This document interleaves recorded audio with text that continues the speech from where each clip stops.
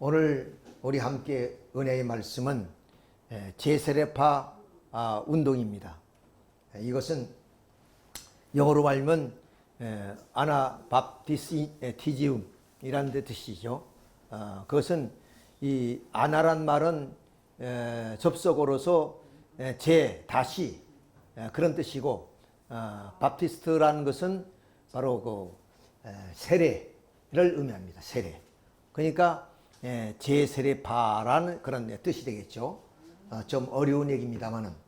그래서 오늘 이 주제는 교회사를 통해서 이제 설명이 되어질 그런 얘기가 되겠습니다. 좀 식구님들에게는 좀 생소한 이야기들이 될 수가 있습니다만은, 오늘의 이 재림의 그런 역사가 이룰 때까지 좀 2000년 기독교사가 어떻게 흘러왔는가 한 것을 우리가 오늘 이 말씀을 통해서 조금이라도 좀 이해를 도울 수 있다, 이렇게 생각이 되어집니다. 우선 그 제세례파가 여러 파가 있습니다만은, 그 중에 바로 이 아미시라는 그런 공동체가 있습니다. 그 아미시 공동체는 바로 그 미국 펜실바니아주에 이제 있는데, 바로 유럽으로 또 18세기에 바로 미국으로 건너오게 됩니다. 자, 원래 아미시인들은 독일, 스위스, 알사스에 살던 사람들로서, 이전에는 바로 그 스위스 취리를 중심으로 해서 이러한 하나의 제세례파 운동이 있었습니다.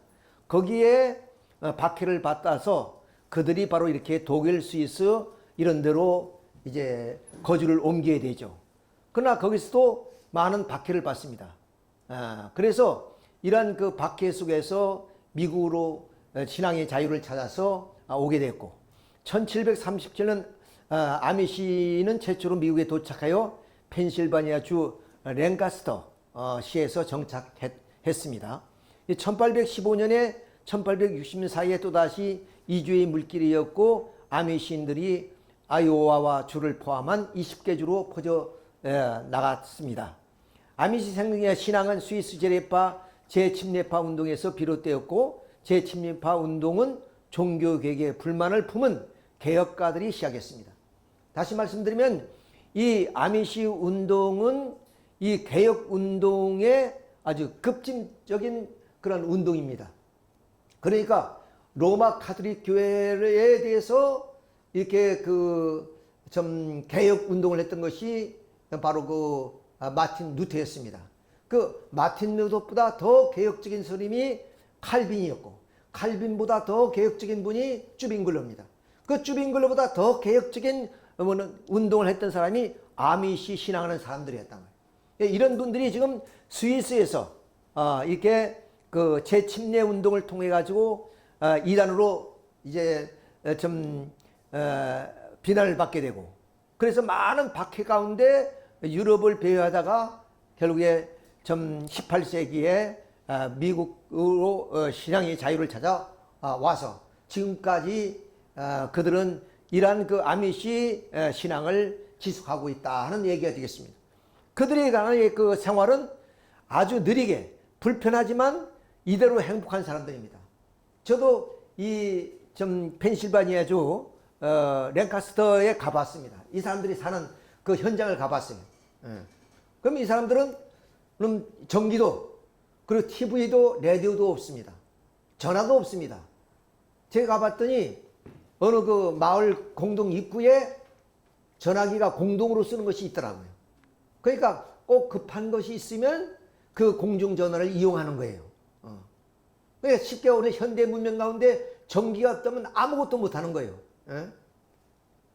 그런 입장에서 볼 때 바로 이 현대 문명을 거역하는 사람, 현대 문명을 받아들이지 않고 그 중세적인 그런 하나의 그 삶을 통해서 그들이 신령한 하나의 신앙운동, 이것을 추구해내기 때문에 아주 경건한 그런 신앙생활입니다. 그리고 도덕적이고 윤리적인 그런 삶을 추구하는 그런 운동이 바로 아미시 신앙운동이라고 이렇게 말씀을 드릴 수 있는데, 이제 이 사진이 조금은 그 포인트가 잘 맞지 않습니다만은 이렇게 옷차림도 현대인들과 전혀 다른 중세의 그런 옷차림 그대로의 복장을 취하고 있습니다. 삶 자체도 그렇지만은 자 그리고 이 자녀들은 이렇게 성장해서 이 공동체 속에서 교육받고 공동체 속에서 같이 살아갑니다. 물론 여기는 물론 전기도 없고 또 기계 문명도 받아들이지 않기 때문에 그런 원시적인 그런 농경 생활을 하고 있죠. 그래서 그 농산물을 재배하면서 이렇게 좀 때로는 느리고 불편하지만 그걸 불평하지 않고 그 속에서의 자기들이 나름대로의 신앙을 심어 나가면서 생활하시는 분들이다. 이렇게 말씀을 드릴 수가 있습니다. 자, 그래서 아까 말씀드렸처럼 18세기에 미국으로 들어왔는데 여기가 펜실바니아 주입니다. 바로 여기도 우리 이도학님이 여기서부터 출발하지 않았습니까? 근데 랭커스터라는 이곳에 바로 이분들이 이주해서 여기서 공동체를 이루어서 살아가는 겁니다. 그러니까 미국 지도를 여기 보시면은 미국 지의 동부, 그러니까 뉴욕 가까운 데입니다. 뉴욕 가운데. 그리고 워싱턴도 여기서 멀지 않고요. 그곳에서 그들은 이제 좀 이민을 와가지고 거기서 이제 공동체를 이루어서 살아가고 있는 그런 사람들이다 하는 것을 우리가 여기에서 알 수가 있습니다.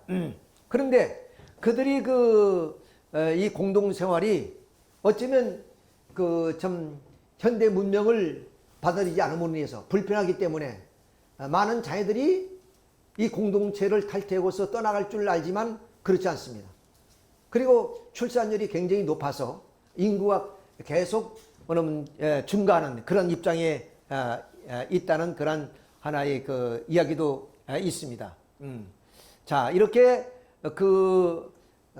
좀 개혁가들에 의해서 결국 좀 그 급진적인 개혁 운동을 전개했던 그 아미시 운동이 좀 오늘에 이르기까지 우리가 교회사를 좀 공부해 볼 필요가 있습니다. 자, 그래서 우리는 이제 2000년 전 예수님이 십자가 사건을 통해서 우리가 그 역사를 이제 전개해 나가 본다면은 바로 예수님이 이렇게 십자가에 돌아가신 이후에 십자가에 돌아가시게 된 것은 우리가 알다시피 바로 그 유대 교회 그 장로들이 결국 예수님을 좀 이단으로 정죄하고 그리고 거기에 이제 유대교 이회 그 이회에서 결국 사형 언도를 내리는 거죠. 사형 언도를 내리고 그들은 로마 식민지에 있었기 때문에 종교 이해를 통해서 예수님을 사형 언도로는 할 수 있지만 집행은 로마 정부로부터 허가를 받아야 됩니다.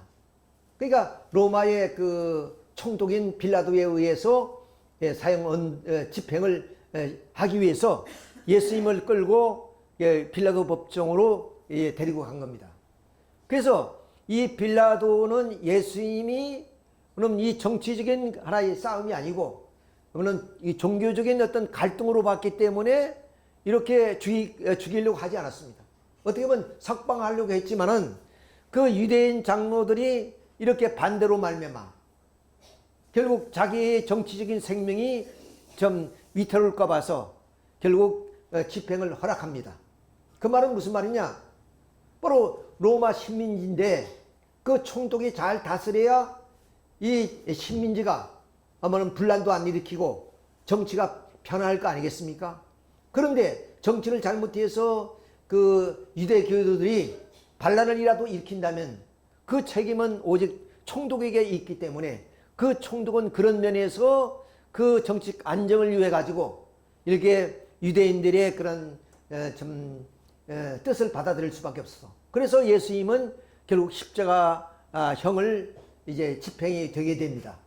자, 이렇게 해서 그 집행이 되어진 그것이 바로 이렇게 십자가상에서 오른편 강도와 왼편 강도가 함께 십자가형을 받게 되죠. 자, 이후에 쟤들은 다 좀 무서워서 다 도망갔습니다. 흩어졌단 말이죠.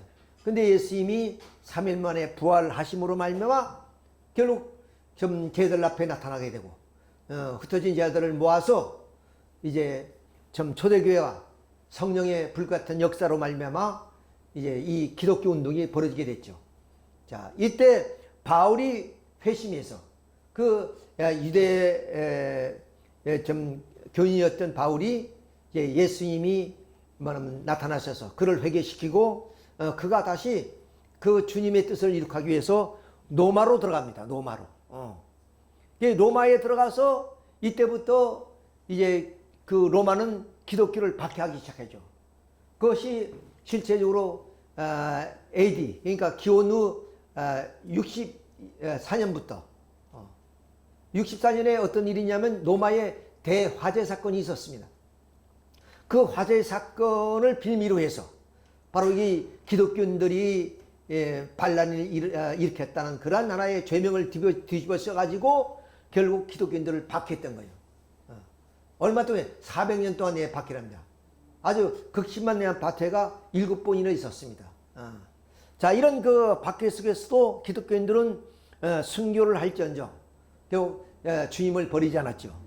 그런 하나의 기대 위에 로마가 결국 기독교를 공인하게 되고 또 국교로 정하게 됩니다. 그것이 바로 밀라노 칙령이죠. 콘스탄틴 대제가 바로 313년에 밀라노에서 그럼 이 기독교의 그런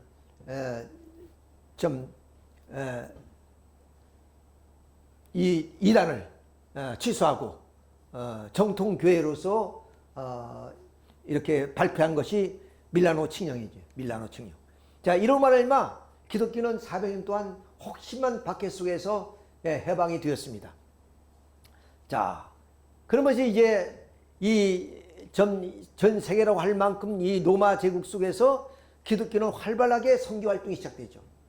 그래서 이 넓은 이 로마 제국에서 기독교를 이제 관장하는 교구들이 생깁니다. 그것이 뭐냐면 요 알렉산드리아 에집트에, 그리고 예루살렘, 안티옥, 그리고 콘스탄티노플, 로마, 이게 5대 교구가 있었어요. 5대 교구가. 이 5대 교구가 산재되어 있는 기독교인들을 이제 관장하고 지도하며 가죠. 그 가운데서 마침 예수님이 베드로에게 너 믿음의 길에 위에 반석 위에 교회를 세울 것이다 하는 말씀처럼 이 로마 교회가 모든 교구의 수위에 있었기 때문에 이 로마 교구를 교황청이라고 불렀고 로마 교구장을 교황이라고 불렀던 거예요. 자, 이렇게 기독교는 이 로마의 박해를 이기고 이제는 세계적인 종교로 이제 부상하게 되는 거죠. 자, 그런데 이 로마가 이렇게 크기 때문에 이 콘스탄틴 대제가 서기 330년에 이 로마에서 수도를 콘스탄티노플로 옮깁니다. 막 교황청에 옮긴 것이 아니고 수도를 옮겼다고 말이에요. 왜? 로마는 오랜 낡은 도시였습니다. 그러니까 이런 콘스탄티노플에서 그럼 새로운 도시를 만들어서 수도로 삼았던 거예요. 그리고 그 콘스탄틴 대제 이후에 왕이 몬 데오도시 1세입니다. 그 데오도시 1세가 이렇게 큰 나라를 다스리기는 벅차니까 그의 두 아들, 큰 아들을 바로 이 동쪽인 이 콘스탄티노플을 중심으로 해서 바로 다스리게 만들고, 작은 나라를 로마를 중심해서 서로마를 다스리도록 만들었던 겁니다. 여기서부터 서서히 시간과 더불어서 이 나라가 분열이 됩니다. 두 개로. 그래서 하나는 이렇게 그 콘스탄티노플을 중심으로 하는 하나의 그 동로마, 그리고 로마를 중심한 서로마, 이렇게 이제 분립이 되는 거죠. 자, 이런 가운데 이제 그 콘스탄틴 대제의 잼시에 어떤 일이 있냐면은 니케아의 종교회의가 있었다면, 니케아 종교회의가 있습니다. 이 말은 무슨 말이냐면 예수님이 이 땅에 우리가 구주로 우리가 믿고 있는데, 당시의 사람들은 이 초기 기독교 사회니까 상당히 혼란을 가져왔습니다.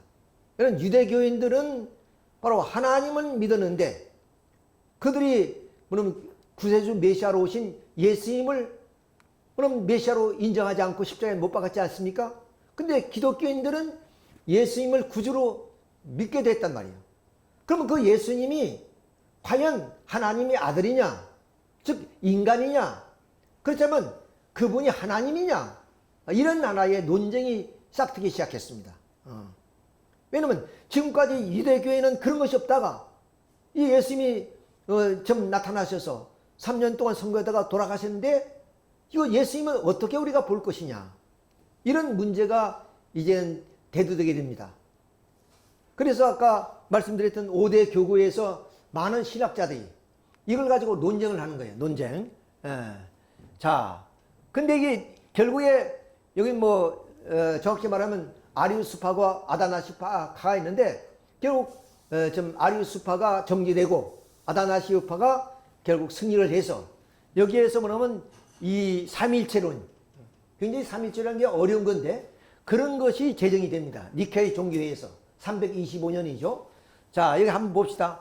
한 분이신 하나님 아버지 전능하시고 하늘과 땅과 유영 무영 만물이 창조주신 하나님을 믿나이다. 이것이 사도신경입니다. 사도신경. 그러니까 오늘날 기독교인들이 그러면 신앙을 고백하는 거예요. 자, 그 사도신경인데 그리고 또 오직 한 분이신 주 예수 그리스도를 모든 세대 앞에서 성부로부터 나신 하나님의 외아들이시며 빛으로부터 나신 빛이시요 참 하나님으로부터 나신 참 하나님으로서 창조지 않고 나시어 성부와 일체이시며 만물이 다 이분으로 말미암아 창조되었음을 믿나이다. 그리고 주님이시며 생명을 주시는 성령을 믿나니 성령은 성부에게서 쫓아나시며 이렇게 했습니다. 자, 이것이 니케이 종교회의를 통해서 사도신경이 여러 뜻이 있지만 여기서 가장 문제가 되는 것이 뭐냐, 성령은 성부에서 쫓아나시며 했단 말이에요. 자, 이것이 오늘 캐톨릭과 다른 점이에요. 오늘 천주교와 천주교는 여기 부분은 거의 비슷한데 어디냐, 성령께서는 성부와 성자와 에게서 발해했다 그 말입니다. 이 말은 뭐냐, 성령, 지금 이게 성령 여러분이 잘 모시죠? 자, 성령이 어떻게 나왔냐, 성부 하나님과 성자 하나님으로부터 나왔다 그 말이에요. 근데 오늘 이 니케이 종교회에서 주장한 삼일체를 보면 성령은 성부 하나님으로부터 나왔다 이렇게 얘기가 되는 겁니다. 자, 그 얘기를 한번 그림으로 한번 그려봅시다. 자, 기독교의 핵심 사상이 뭐냐? 핵심 사상이 성부와 성자와 성령이 성령을 믿는 것이 바로 하나님을 믿는 신앙이에요. 근데 아까 말씀드렸던 이 성부는 하나님이라는 걸 유대인들은 통해서 우리가 알고 있어요. 또 성자는 바로 예수 그리스도를 말한 겁니다. 이것까지 우리는 알아요. 근데 성령은 뭐냐? 실체가 없어요. 바람 같은 성신, 불 같은 성신, 뭐 이렇게잖아요. 그래서 성령이 오셨네, 성령이 오셨네. 우리가 그러니 영적인 어떤 존재예요. 그런데 이런 그 성령이 어디서 왔느냐? 아까 니케 공예에서는 성부로부터 이 성령이 나왔다 보는 거예요. 근데 오늘 캐톨릭은 뭐냐면 성자로부터도 나왔다 이거예요. 성자로부터도 나왔다. 그것이 필리오케라는 내용이에요. 필리오케. 필리오케라는 말은 이것이 라틴어지만은 무슨 뜻이냐면 성자로부터 라는 말이에요. 성자로부터. 그러니까 아까 니케 공예에서는 성부로부터 했는데 그걸 믿었는데 서방계인 로마 가톨릭은 처음은 그걸 믿었어요. 나중에 어떻게 발표했냐면 성부로부터이지만은 그건 이 니케이 공예에서 이미 인정이 됐고 그들의 나름대로 성자로부터 이렇게 돼요. 그것이 필리오케라는 얘기입니다. 필리오케라는 말은 성자로부터 성령이 나왔다 그 말입니다. 이것이 다른 거예요. 자, 여기서 이제 봅시다. 우선 이것이 삼위일체인데 굉장히 까다로운 얘기입니다. 그러니까 이 얘기는 삼위일체로는 목사님들도 잘 말씀을 안 하세요. 왜냐하면 이것이 좀 논리적으로 많은 모순을 가지고 있어요. 이게 설명하기가 너무 어려운 거예요. 그렇다고 우리가 불같은 성신, 그리고 바람 같은 성신, 그리고 초대교회 성령 역사를 통해서 그리고 베드로가 거리에 나가서 막 3,000명씩 전도하고 안전명의를 걷게 하고 막 그런 성령 역사가 일어난단 말이야. 그러니까 그 성령을 우리는 뭐라 할 것이냐? 이것이 이제 그럼 교회의 하나의 그 니케아 공의회에서 이게 인원이 된 겁니다. 자, 그럼 한번 봅시다. 하나님의 한 본질이다 이게요. 본질은 하나인데 격이가 각각 다르다 그 말이에요. 그러니까 좀 창조주 하나님, 그 다음 이런 중보자로서의 그 하나님, 그 다음 그 구원자로서의 그런 하나님, 성령, 이렇게 보는 거예요, 기독교에서. 자, 그런데 그러면 각각 다른 분이라고 생각하는데 이 기독교에서는 한 하나님이다. 질적으로는 한 분이시다. 질적으로는 한 하나님인데 격이가 물론 성부고 성자고 성령으로 되어 있다. 그러면 여기서 봅시다. 자, 여기에 하나님, 성자 하나님, 성령 하나님, 성부 하나님이다. 그러면 여기서 성부와 성령도 같을 것인데 아니다 그랬습니다. 또 성자와 성령도 같을 것인데 아니다. 또 성부와 성자도 아니다. 같지 않다. 이런 얘기예요. 자, 예를 들어서 여러분이 머리에 상상해 봅시다. A 이코르 B. A는 곧 B다. 그러죠? 그 B는 이코르 C다. 그러죠? 그러면 C 이코르 A와 이렇게 돼야 되는 거예요. 무슨 말인지 알겠어요? 자, 여기에 A 있어요. A와 여기 우리 최정숙 식구님하고 나가 일체다. 같다. 그러면 우리 임장로님하고 나와 같다. 그러면 임장로님은 최정숙 식구님과 같다. 이런 이론이 나오는 거예요. 이런 것이 그러면 이론이란 말이에요. 그렇잖아요? 그러니까 성부하고 그러면 성령이 같으면은 그러면 모두가 다 하나님이라면은 그 하나님의 본질이라면 성부도 성령과 같고 성령도 성자와 같고 성자도 성부와 같아야 된다는 거예요. 근데 이거는 아니라는 거예요. 아니라는 거. 그러니까 논리적 모순이죠. 그런데 이것을 기라 그러면 어떻게 됐어요? 그러면 또 여기서 모순이 나와요. 자, 이런 의미에서 굉장히 삼위일체론은 난해한 내용이기 때문에 누구나 함부로 이 얘기를 하려고 하지 않습니다. 자, 이런 의미에서 우리 통일 논리는 이 성부, 성자, 성령의 그 삼위일체를 어떻게 되냐? 창조 목적인 사위기대를 이루기 위해서 바로 하나님, 아담, 해와가 삼위일체를 이루어서 그 다음 사위기대가 이루어진다. 그러니까 하나님의 창조 목적을 이루기 전에 그럼 삼위가 형성돼서 창조 목적인 사위기대가 이루어진다. 이렇게 설명하고 있어요.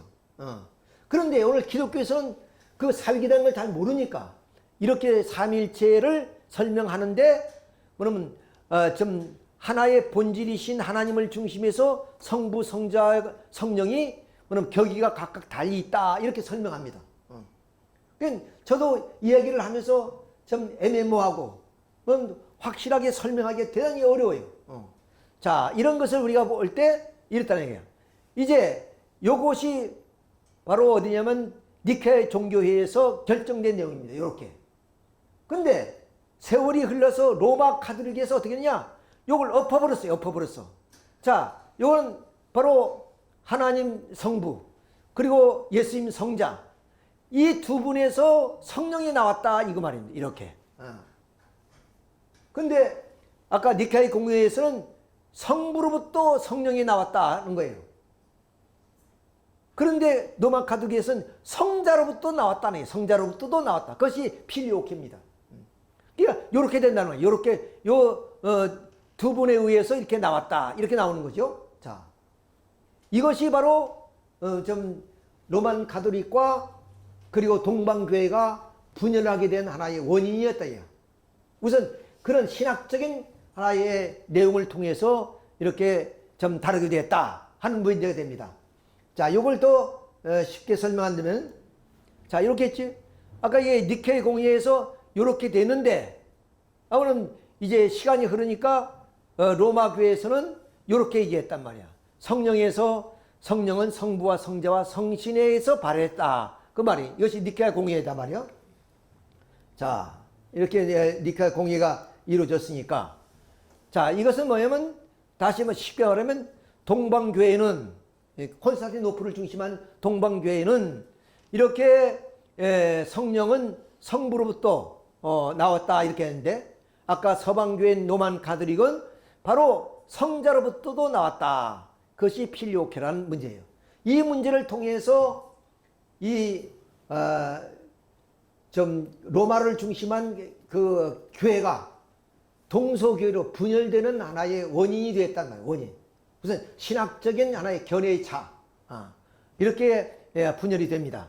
이미 그 동로마 그리고 서로마가 데오도시 1세의 통치 때 큰아들과 작은 아들로 통해서 이렇게 통치가 분열이 됐죠.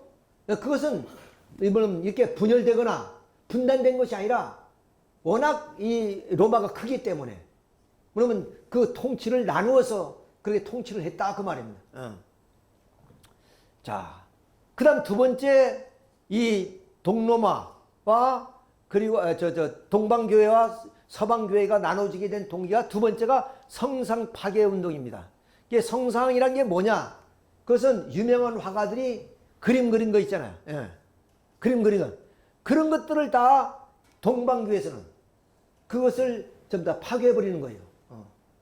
자, 그것이 원인이 뭐냐면은 이 동방교회 황제 네오 3세가 바로 이제 이 성산 파괴 운동을 시작했는데, 여기에 뭐냐면 그레타섬이 있죠.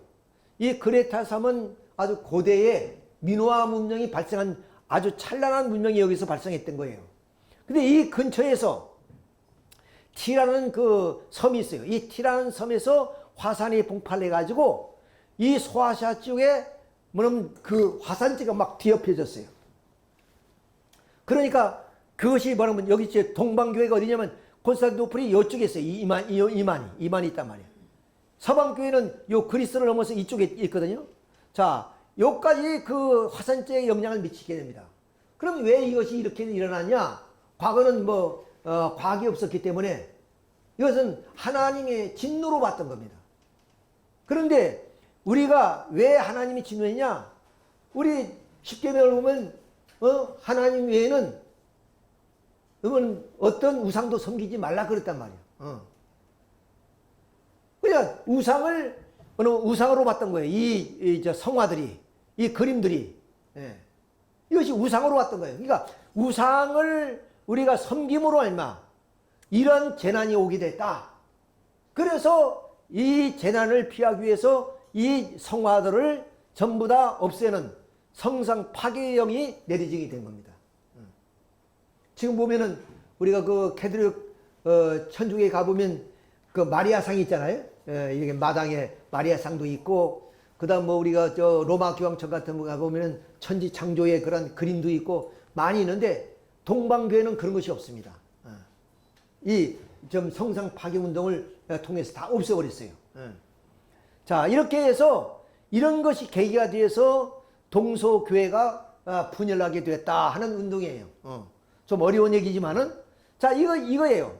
자, 이렇게 유명한 화가들이 예수님과 그런 제자들을 다 이렇게 그려놨는데, 이걸 아마 이렇게 천장에다 그려놓은 거겠죠? 그것을 회치를 해버렸어요, 회치를. 이 회치를 한 것을, 기술자들이 회를 걷어내는 거예요. 그러니까, 요 원본인 그림이 있는 위에 회치를 칠했으니까, 회칠만 걷어내면은 원래 그림이 나올 거 아니에요. 이건 대단한 기술이 없이는 안 되는 거죠. 이렇게 회치를 지금 걷어내는 장면입니다, 이거. 이만큼 지금 남았단 말이야. 또 이거는 회치를 하는 장면이에요. 이렇게 성상에다 유명한 이 성상에다가 이 그림에다가 회치를 하는 거예요. 이런 것을 물론 파괴하는 운동을 했단 말이에요. 지금 와서 이걸 걷어내고 있죠. 특히 우리가 아야 소피아 성당에 가면은 이슬람도 다 이렇게 했습니다. 이걸 지금 걷어내는 작업을 지금 하고 있죠. 많이 진척이 된 걸 제가 보았습니다. 자, 이렇게 이 선은 이렇게 이것이 다 로마인데 이 로마를 이렇게 데오도시 황제 때 이렇게 나누었단 말이야. 그것은 뭐냐면 이 나라가 두 개로 분열된 것이 아니라 통치를 그렇게 나누어서 하다 보니까 어때요? 여기에 지역적으로 다르고 문화적으로도 다르고 언어도 다르단 말이야. 여기는 뭐냐면 헬라어를 쓰고 여기는 라틴어를 쓰는 거예요. 그 민족도 다르고 또한 언어도 다르고 문화도 다르다 보니까 자연적으로 이 거대한 뭐냐면 이 로마에서 뭐 이렇게 좀 문화적으로 분열이 되기 시작하죠. 정치적으로 이렇게 나눠서 하다 보니까. 그러니까 양 교회도 역시 아까 말씀드렸던 그런 성상 파괴라든가 또는 그 삼일체에 있어서 그런 하나의 그 성령의 문제 때문에 이렇게 나눠지게 해서 비로소 이 1053년에 이 서방교회와 동방교회가 이렇게 나눠지게 됩니다. 그 나눴다고 해서 뭐 원수시하고 그러지는 않습니다.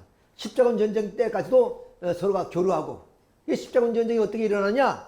동방계의 알렉시우스 황제가 그런 이슬람이 자꾸 침략하니까 이슬람을 견제하기 위해서 이 서방의 교황에게 구원병을 요청해서 이루어진 것이 십자군 전쟁입니다. 그러니까 그때까지도 서로가 교류는 하지만 서로가 뭐냐면 그 신앙의 어떤 그 신학적인 차이가 있고 이렇게 분열된 상황이었다 하는 것을 우리가 알 수가 있습니다. 자, 이렇게 해서 교회사가 발전해는 거예요. 교회가 발전해 왔다 그 말입니다.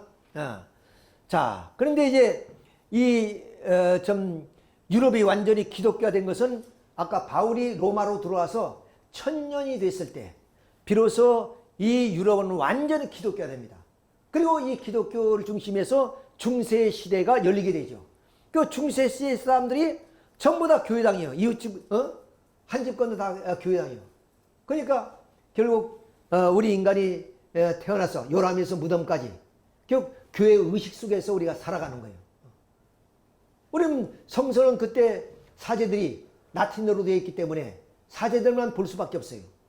그러니까 성서가 어떻게 되는지 일반 그런 그 좀 백성들은 알지 못한 채 오직 교회의 뜻에 순종해서 그렇게 살아가는 그런 시대가 중세 시대였습니다. 중세 시대. 자, 그러니까 이미 동방교회하고는 이렇게 동방교회는 이제 분열되어 있는 상황 속에서 이 로마가 멸망하고 이 로마는 어때야? 이 게르만 민족에 의해서만 멸망하죠. 그러면 그 게르만 민족에게 이 좀 기독교가 전파돼서 게르만 민족들이 다 기독교 신앙을 갖게 돼요. 근데 여기서 이 로만 가톨릭이 그럼 이 성상을 좀 만드는 것이 이유가 뭐냐? 게르만 민족이 좀 유목 민족이니까 공부를 아는 분들이에요. 심지어는 그 게르만 민족 여러 민족 가운데 왕들이 있는데 왕들은 자기 글자도 이름도 쓸 수 없는 그런 무식한 사람들이었어요. 그러면 그런 사람한테 이 기독교를 전파하기 위해서 어때야? 뭐 성서의 말씀을 가지고 얘기하는 방법도 있지만 그들은 공부를 안 했기 때문에 그런 걸 받아들이기 어려우니까 그림으로 또한 이런 모형으로 이것을 보여주는 거예요. 자, 그러니까 서방교회는 바로 이 로만 가톨릭은 성상이 필요한 겁니다. 근데 이 동방교회는 가까이 바로 이슬람 종교인데 이슬람 종교가 그렇습니다. 그런 그 성상이란 게 없어요. 그러니까 심지어는 그 이슬람의 그 마호메트 그런 사진도 없습니다. 그들도 철저하게 우상을 배격하는 그런 입장에서 있는 것이 바로 좀 이슬람 종교예요. 그 이슬람 종교하고 교류를 하다 보니까 동방교회는 그런 성상이 필요 없고 또 성상이 우상화될 수밖에 없는 그런 상황이었죠. 그러나 이 서방교회는 이 게르만 민족을 전도하기 위해서는 그것이 필요하단 말이에요. 자, 그래서 아까 말씀드린 성상 파괴로 말미암아 분열의 원인이 됐고 또한 그 삼일체의 교류에 의해서 바로 이게 분열의 원인이 돼서 이렇게 분열돼서 로마가 476년에 망하잖아요. 그래서 이 기독교는 이 유럽으로 이렇게 게르만 민족에 전파되어서 이 유럽 전체가 기독교가 됩니다. 이렇게. 자, 그런데 어떠냐? 이 기독교가 중세 시대가 1000년이 돼요. 1000년. 1000년 동안 계속 예수님을 믿은 거예요. 그러니까 이 중세교회가 어떤 생각이냐면 우리 이 영혼과 물질 이렇게 이분포로 나눈 겁니다. 자, 우리가 생각하는 하늘은 거룩하고 성스럽고 참이고 그런 반면에 물질은 그런 천하고 그리고 좀 죄악시하는 그런 나라의 풍조가 있었단 말이야. 우리들도 그렇잖아요. 되게 보면 교회 가면 거룩하고 세상에 나오면 세속적이고 이런 생각을 갖는 거죠. 그들은 그것이 1000년 동안 쭉 지속했어요. 그러니까 교회의 말씀은 절대적이고 그럼 교회의 말씀을 믿어야만이 그럼 천국 갈 수 있고 교회를 불신하면 그건 심판받는다. 이런 거. 자, 이렇게 해서 결국 그 교회의 권위가 높아지기 시작합니다. 그러니까 사제들이 사제들이 또 이게 돈이 많다 보니까 타락하고 또 불륜도 저지르고 그러니까 많은 그 백성들로부터 신뢰를 잃기 시작해요. 그러면 교회가 교회의 사명을 다하지 못하고 오히려 교회가 세속화되고 세상과 다를 바 없는 교회가 되어버린다. 자, 여기에서 독일의 신부 마틴 루터가 종교 개혁을 일으킵니다. 이분은 신학자이면서도 신부입니다. 신부. 근데 이 로만 카톨릭의 부조리 95개, 95개 조항을 내걸고 여기에 개혁을 부르짖게 된 것이 1517년 종교개혁이에요. 이렇게 1000년 동안 이어진 중세교회가 부패하고 타락하니까 이대로 두어서는 안 된다. 이래서 신부이며 그리고 신학자였던 루터가 이렇게 종교개혁을 일으킴으로 하지만 종교개혁이 요원이 불길이 이렇게 타오르기 시작합니다. 그러니까 로마 교회에서는 그 개혁자들을 일하로 해서 그러면 이렇게 신문하고 화형을 시키고 이런 하나의 역사가 일어나기 시작합니다. 얼마나 이 종교 재판 그리고 종교 박해가 이렇게 무섭게 화형까지 시켜요. 화형. 살아있는 사람 묶어가지고 불을 질러 죽인단 말이에요. 이런 것이 한두 건이 아니에요. 자, 이렇게 이제 종교 개혁이 여운이 불길처럼 불타오를수록 이렇게 박해도 심해졌습니다. 이렇게.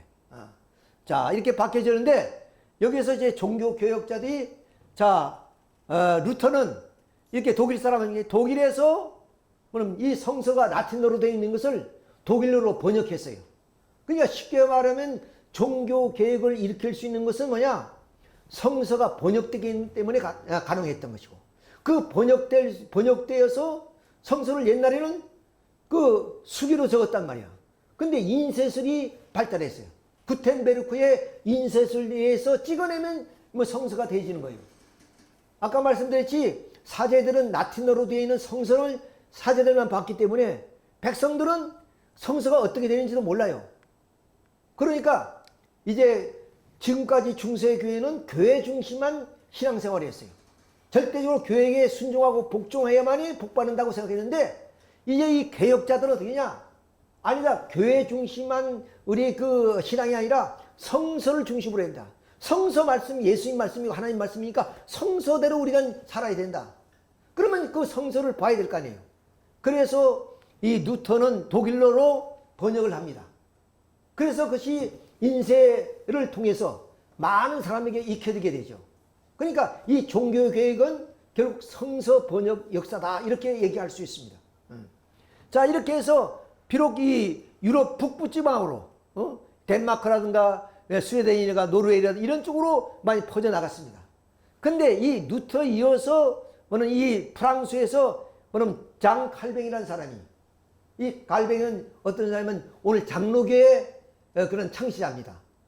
자, 그러니까 장 칼뱅이 바로 이 개혁운동에 동참하게 됩니다. 그게 스위스에 가서 왜냐면 그때 프랑스는 굉장히 캐톨릭이 강했어요. 그러니까 스위스에 가서 그런 개혁운동을 합니다. 그런데 거기에 누가 때문에 주빙글러라는 사람이 있어요. 또 주빙글러가 더 진보적인 개혁을 주장하고 나서게 됩니다. 이때부터 아까 말했던 바로 제세례파, 밥티스트, 아나밥티스트가 등장하게 됐다. 그 얘기예요. 자, 그래서 여기가 이제 스위스 제네바입니다. 여기 제네바에서 이제 칼뱅과 함께 쭈빙글로가 이제 그런 개혁 운동을 이제 하기 시작하는데, 이제 그 풍파를 봅시다. 자, 이게 예수님을 중심한 기독교죠. 이 기독교가 동방교회인 정교회, 동방교회를 정교회라 그래요. 동방정교회 얘기 이렇게 하죠. 정교회. 그럼 서방교회는 카톨릭. 카톨릭이라는 말은 보편적이다 그 말입니다. 보편적이다. 그런 카톨릭 교회. 근데 이 정교회는 러시아 정교회, 그 아르메니아 정교회, 그리스 정교회 이런 정교회로 이제 뭐는 번져 나갑니다. 근데 이 카톨릭 교회는 개혁했단 말이에요. 개혁. 왜? 카톨릭 교회가 부패하고 타락하니까 이렇게 해서 우리가 교회를 믿을 수 없다. 그러니까 우리는 교회는 이미 사제들이 타락하고 부패했으니까 교회를 믿을 수 없으니까 어떻게 하냐. 바로 예수님이 주신 성서의 말씀을 통해서 우리가 신앙생활을 해야 된다. 근데 그것이 라틴어로 되어 있어서 누구나 다 읽을 수 없기 때문에 아까 말씀드린 영어로 번역하고 독일어로 번역해서 많은 국민들이 그 성서를 보게 됐다는 거예요. 자, 그러면 이 개신교는 누가 루터부터 개혁했죠. 1517년.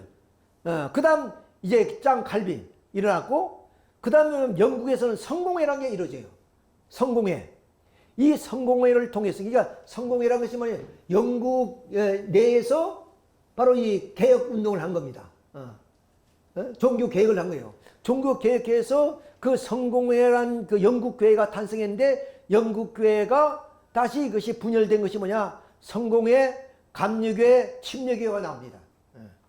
그리고 감리교회에서는 감리교 구세군이라는 것도 감리교회에서 나온 거죠. 이렇게 이제 교회가 이제 분열돼 나옵니다. 근데 여기서 제세례파, 제세례파가 나왔다 그 말이에요. 제세례파가. 이 제세례파는 오늘 우리가 침례교회라는 게 있죠. 침례. 여러분 다니다 보면 침례교다 하는 얘기인데, 이 침례라는 말이 세례라는 말과 똑같은 말이에요. 침례라는 것은 그냥 물에 잠기는 걸 말합니다. 근데 세례라는 것은 우리가 간단히 이해하려면 물 몇 방울을 머리에 떨어뜨려서 그 세례를 받았다 이러는 거죠. 같은 다 의미긴 하지만 침례기는 잠기는 것을, 물에 잠기는 것을 의미하는 거기도 해요. 근데 그 침례교회나 재침례파라든가 똑같은 것이 아니에요. 원래는 오늘 침례교회가 이렇게 우리 사회도 많이 존재하고 있지만, 침례교회는 제세례파 교회보다 나중에 영국에서 발전했대요. 영국에서. 이 성공회에서 나오게 되죠. 이것이 침례교회 여기죠. 그러니까 이 침례교회하고 제세례파하고는 다릅니다. 제세례파는 개혁운동이 정리될 때 바로 여기에서 쭈빙글루를 중심으로 해서 여기에서 분열되어 나온 겁니다. 자, 좀 어렵지만, 그렇지만 우리가 교회사를 좀 공부해야 오늘 우리 통일교가 이렇게 좀 나오게 된 여러 가지 배경을 알 수가 있어요. 그럼 역사를 모르면은 미래가 없다는 말 있잖아요. 그러니까 이렇게 교회사를 공부를 해봐야 된다. 우리가 따로 공부할 시간이 없으니까. 자, 그래서 이 침례를, 이것이 침례예요. 이것이. 이 물속에 들어가는 거. 그 다음 이제 그 세례라는 것은 똑같은 말인데, 이것을 세례로 말하는데, 이것은 머리 위에 물 몇 방울을 떨어뜨린 거예요. 근데 여기에서 제세례파의 문제가 뭐냐? 유아에는 오늘 캐톨릭이나 일반 교회에서는 세례를 주는데, 유아의 때부터 세례를 줘요. 그래서 어떤 사람이 난 유아 때 세례를 받았습니다. 이런 사람이 많이 있거든요. 근데 제세례파라는 이 교단에서는 뭐냐? 어릴 때 세례를 받으면 안 된다는 거예요. 안 된다는 거예요. 왜 그러냐?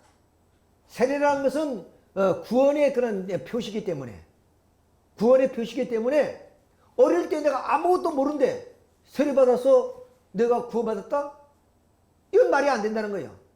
그러면 이 세례를 받을 수 있는 사람은 예수님이 내 구주다 고백할 수 있는 사람이라 해야 된다는 거예요.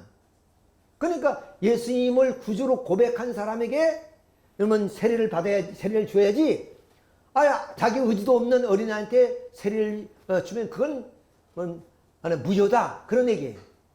여기에서 제세례파가 나온 거예요. 자, 그래서 이렇게 그 중세 유럽에서 종교 개혁은 이 카톨릭을 맞서서 이렇게 나온 거 아니겠습니까? 그런데 그 카톨릭의 개혁파 가운데서 어디냐?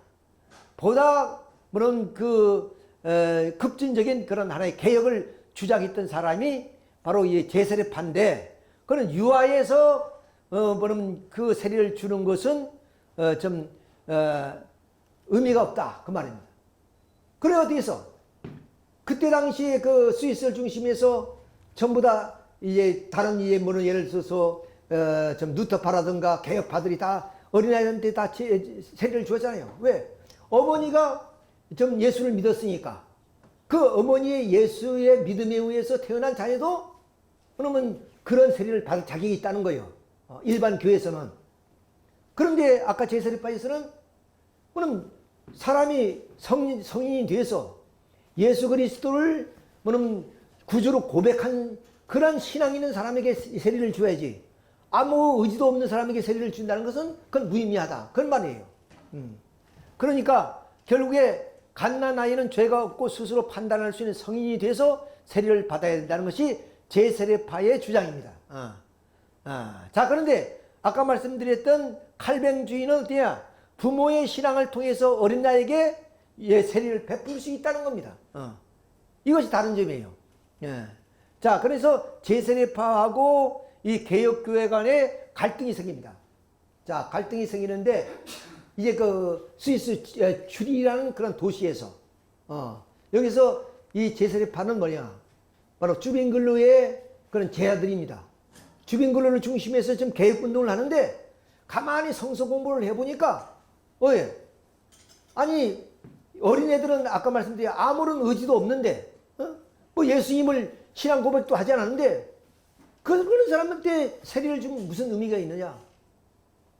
말씀드린 것처럼 바로 신앙 고백 통해서 뭐냐면 신앙을 가진 사람한테 세례를 베풀어야 된다 이렇게 주장하게 됩니다. 그러니까 이 주빈글루는 그때 그 이회가 있었는데 그 이회에다가 이걸 보고를 했어요. 지금 뭐는 제세례파는 파가 나와서 우리 신앙을 혼란하게 만든다. 그러니까 이회에서 이것을 판단해 주세요 해서 맡겼어요. 그래서 이회에서는 바로 주빈글루를 손들어 줬어요. 제세례파는 이단이다. 그래서 제세례파에게 이제는 좀 연락을 취해서 너희들이 어린아이에서부터 세례를 주라. 이런데 그들은 거절합니다. 그러니까 이단으로 물려서 그때부터 핍박받는 거예요. 그때부터. 자, 이렇게 이제 여기에 그 스위스 뭐냐면 제네바를 중심으로 해서 츄리히죠. 츄리히 도시에서. 자, 제세례파의 등장은 중세 가톨릭 교회의 개신교에 탄생한 것과 맥을 같이 합니다. 종교개혁이 일어나 철저하게 성경적으로 돌아가려 했던 이들이었습니다. 루터보다 주빈글루보다 제세례파가 더욱 성경적으로 돌아가려 했습니다. 이들은 근원적인 개혁을 추구했던 그들이라고 말합니다. 그레벨과 만추는 주빈글루를 지도하여 성경 공부를 하면서 많은 부분에 동의했지만 유아 세례만은 결코 동의할 수가 없었습니다. 아까 여기는 그레벨과 만추는 다 요 주빈글루의 제자들이었습니다. 같이 개혁운동을 했는데 성서적으로 봤을 때 그것이 뭐냐면 유아에게 세례를 주는 것은 결코 합당한 것이 아니다. 여기에서 서로가 이견을 좀 달리하게 되는 거죠. 당시 츄리히는 도시국가 형태였으며 새로 태어난 아이는 저절로 시민이 되기 때문에 시민으로서 유아 세례를 받아야 한다고 믿었습니다. 그러나 그레벨과 만추의 생각은 달랐습니다. 교회는 국가와 분리되어야 하며 세례는 자신이 신앙 고백을 통해서 이루어져야 된다고 그렇게 보았던 거예요. 자, 그래서 1524년 가을에 그렌벨이 아내가 산에 아이를 낳는데 이 애가 뭐냐면 유아 세례를 안 했어요. 그러니까 시의회, 그러면 그 시의회에서 뭐냐면 논쟁이 벌어지고 그래서 유아 세례를 주라고 뭐냐면 이 법적으로 그렇게 명령을 했습니다. 그런데 그걸 이제 거역한 겁니다. 그 다음 거역하니까 그들이 핍박을 받고 그 다음 그들은 이제 이주를 하면서 신앙생활을 하다가 끝내 그들이 순종하지 않기 때문에 여기서 박해를 가기 시작해요. 그래가서 산채로 바다에 던져서 죽이기도 하고 화형도 하고 막 그런 일이 이렇게 벌어지기 시작해요. 그러니까 단지 하나 뭐냐, 물론 여기서 이제 좀 영아의 세례 이것이 부정되어서 그렇게 되기도 하지만 그 외에도 여러 가지 뭐냐면 이 개혁교회하고는 다른 점들이 있었어요. 그래서 이단으로 정죄돼 가지고 이렇게 핍박과 그리고 핍박뿐 아니라 죽임을 당하고 화형을 당하고 이런 극심한 핍박을 받았던 겁니다. 자, 그러면 그들이 그 사상적인 면을 우리 한번 보게 되면 일반 개혁교회가 다른 점이 뭐냐? 아까 유아 세례는 물론이지만은 엄격한 정교 분리. 그러니까 결국에 그 청교도인들은 이거 일반 이거 갈뱅 교회나 이런 그 개혁교회들은 국가와 하나가 되어서 이 국가주의 교회를 세우려 했던 겁니다. 그런데 이 분리파들은 어떠냐? 정교 분리를 한다. 정치는 정치고 교회는 교회로서 자유로워야 된다. 이렇게 정교 분리 정책을 부라지게 되고, 그리고 그들은 뭐냐면 경건한 도덕적인 그 신앙을 주장했던 거예요. 그래서 예를 들면 예수님의 산상수훈처럼 심령이 가는 자는 복이 있나니 천국이 저희 것이라 뭐 이런 것처럼 아주 경건한 신앙생활, 그리고 도덕적인 신앙생활을 추구해 나갔던 것이고, 또 그들은 뭐 목사라든가 장로라든가 특별히 세워서 우리가 이 공동체를 이끌어갈 것이 아니라 모든 우리 교인들이 다 제사장이다, 다 직책을 가졌다 이런 생각을 하고, 뭐는 선교 활동도 각자 같이 하고, 그리고 교회도 그렇게 같이 말씀을 나누고, 오늘 그것이 보면 우리가 여호와 중인 같은 데 보면 특별하게 뭐는 목사라든가 이런 제도가 없습니다. 만인 사제절을 해서 모두가 다 사제다는 거예요. 뭐 기독교의 천주교의 뭐 신부님이나 스님이나 이런 신부님처럼 특별한 사제들이 따로 있는 것이 아니라, 또 일반 우리 개신교회 같은 데 목사라든가 이런 특별한 그런 사제가 따로 있는 것이 아니라 전체의 교인이 다 사제라는 거예요. 그러니까 다 같이 공부해야 되고, 다 같이 뭐냐면 헌신해야 되고, 다 같이 전도해야 되고, 이런 하나의 만인 사제설을 주장합니다. 그 다음 평화주의입니다.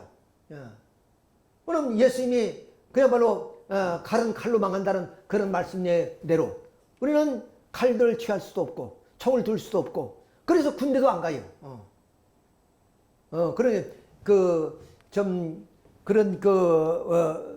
그런 전쟁에도 참여하지 않고 이렇습니다. 그럼 또 제자의 도리라는 것은 예수님이 우리에게 보여준 것처럼 우리는 예수님의 제자로서의 그런 사랑을 실천해야 된다. 사랑을 실천해야 된다. 자, 그 자용이 바로 여기 있습니다. 자, 제세례파 중에 누터처럼 바울이 교리로 돌아가는 것도 잘못 돌아가는 것이고, 초대 교리로 돌아가는 것도 잘못된 것이다. 성서 제대로 돌아가려고 예수님이 가르친 복음서로 돌아가야 된다. 그러니까 성서대로 우리가 살아야 된다. 근데 여기서 1569년에 처형을 앞두고 감옥에서 탈출한 제세례파 덕후 빌렘수라는 사람이 있었어요.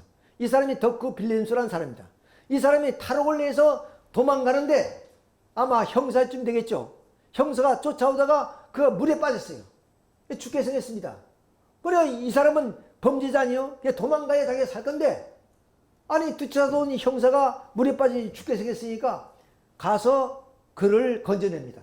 왜? 평화주의자니까. 예수님의 말씀대로 도덕적인 삶을 살아야 되니까. 나를 잡으려 오는 사람이라도 내가 살려줘야 된다. 그래서 이 사람을 살려주고 자기는 다시 잡혀서 사형을 당합니다. 이것이 바로 그 평화주의 운동이에요.